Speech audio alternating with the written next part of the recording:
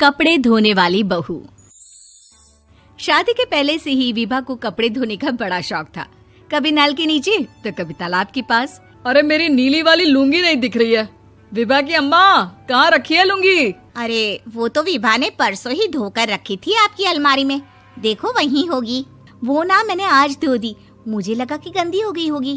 अरे कैसे गंदी हो गई थी? उसे तो मैंने पहना भी नहीं। हे भगवान, इस लड़की के कपड़े धोने की आदत से परेशान हो गया हूँ मैं। जितना तो घर में राशन नहीं आता, उससे कहीं ज्यादा डिटर्जेंट पाउडर का खर्चा है। इसकी शादी करवा दो, शादी जाए अपने घर में ही करे काम, फिर चाहे घर के कपड़े धोने हो या पूरे गांव के। हाँ ठीक बोल रही हूँ, देखता हूँ मैं कोई लड़का। वो दिन भी आ जाता है जब विभा को देखने लड़के वाले आ जाते हैं। लड़की मुझे अच्छी लगी। होने वाली सास कहती है, बेटी अगर कुछ पूछना है तो पूछ लो। वैसे तो हमारी लड़की बहुत ही शर्मीली है, जो बोल दो वो मान लेती है, इसे क्या पूछना होगा। अरे कैसी बात कर रही हो माँ, मुझे इन लोगों के घर रहना है, सवाल तो कई है। हाँ हाँ बेटा, पूछ लो ना, क्या पूछना है। आप लोगों के घर कपड़े कौन धोता है? सास का मुंह बन जाता है। देखो, अगर तुम ये कहना चाहती हो कि तुम्हें कपड़े धोने नहीं आते तो सुन लो, कपड़े मैं ही धोती हूँ, लेकिन तुम्हारे आ जाने के बाद मैं रुमाल तक नहीं धोऊंगी। अरे चुप रहना भाग्यवान, बहू बेचारी घर आई नहीं, उसे डराना शुरू कर दिया। वो क्या है ना बिटिया, अभी तक तो ये कल्लू की माँ ही धोती थी, लेकिन अब तुम्हारे पापा तो दहेज में वॉशिंग मशीन देंगे ही। तभी विभा की माँ बोल पड़ती है, सवाल भी पूछा तो क्या। वैसे भाई साहब, मशीन की तो फिर भी कपड़े धोने की कैपेसिटी होती है। मतलब जो बिटिया दे रहे हैं ना विभा, इसे कपड़े धोने का बहुत शौक है। ये आप लोगों के क्या, आस पड़ोस गांव मोहल्ले सबके कपड़े धो दे और उफ तक ना करे। बाहर देखा नहीं आपने कितने कपड़े सूख रहे हैं? सब हमारी बिटिया ने ही तो धोए हैं। बस भी करो ना माँ, शर्म आ रही इतनी तारीफ सुनकर। और तो और एक दाग निकाल कर दिखाओ तो मान जाओ। हाँ अच्छा, माफ करना बेटा, मैंने गलत समझा। हमें तो रिश्ता बहुत पसंद है। और ऐसे जुड़ जाता है रिश्ता कपड़े धोने का शौक रखने वाली विभा का। उसकी शादी हो जाती है कोयला फैक्ट्री में काम करने वाले कल्लू के साथ। शादी के बाद अचानक विभा चिल्लाती हुई सास के पास आती है। सासू माँ, अरे सासू माँ कहाँ है आप? ये तो धोखा है, धोखा दिया आप लोगों ने मुझे।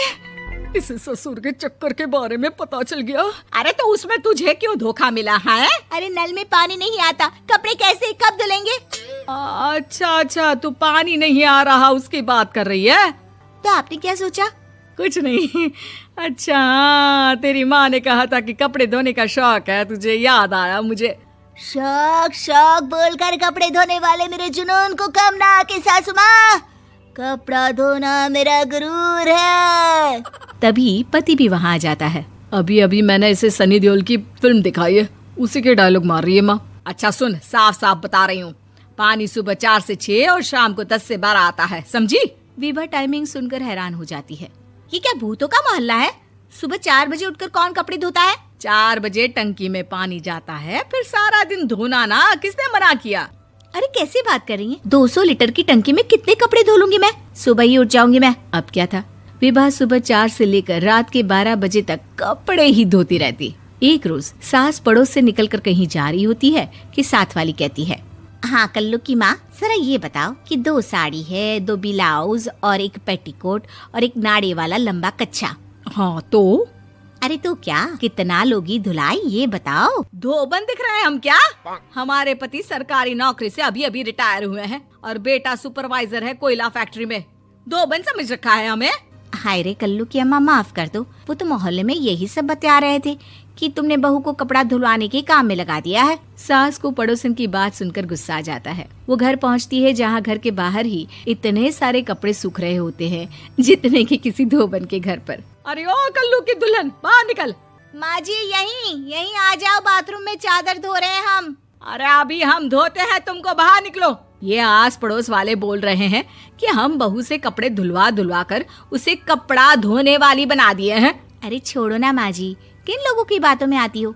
आस पास के लोगों का तो काम ही होता है कि वो किसी तरह सास बहू को लड़ा दे। बहू सारे घर के कपड़े धोती है, ये क्या कम है? बोलिए। सास को भी लग जाता है कि वो बहू का ये सनकीपन नहीं छुड़वा सकती, इससे अच्छा है कि खुद ही चुप हो जाए। एक रोज सास और बहू मंदिर जाते हैं, जहाँ सास की साड़ी वहाँ खड़ी भीख मांगने वाली से मिलती है। माँ जी क्या बात है, आपकी साड़ी उस भिखारन से कितनी मिल रही है ना? हाँ हाँ, देखो तो दोनों की साड़ी मिल रही है। क्या बात है कल्लू की अम्मा, तुम खुद को तो अफसर की बीवी बताती हो और ऐसी सिंपल सी प्लेन साड़ी पहनकर घूमती हो। सिंपल और प्लेन नहीं है ये साड़ी। तो क्या सोने के धागे से फूल बने हैं? कुछ भी सासू माँ, कुछ भी। हाँ, बने थे इस साड़ी में सोने के धागे से फूल। मेरे पति लेकर आए थे मद्रास से स्पेशली मेरे लिए 10,000 की। ताहे भाई साहब इस भिखारन के लिए भी सेम टू सेम साड़ी लेकर आए होंगे 10,000 की।